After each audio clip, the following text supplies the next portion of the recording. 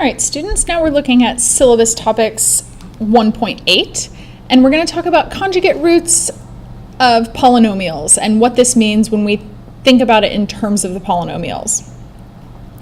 So if 2 plus root 2i is a root of this, that means that I could plug it in and it would make the equation true. So let's test that out.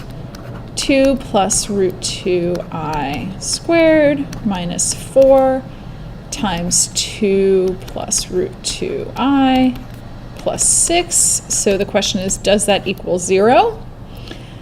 If I square this, I'm going to get 4 plus 4 root 2i plus 2i squared minus 8 minus 4 root 2i plus 6. So 4 root 2i minus 4 root 2i, those are going to cancel.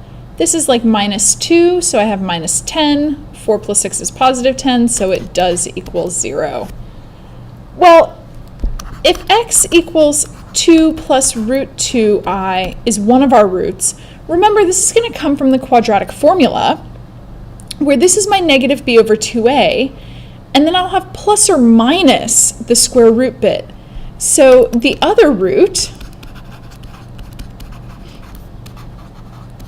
must be 2 minus root 2i. So notice this is the conjugate.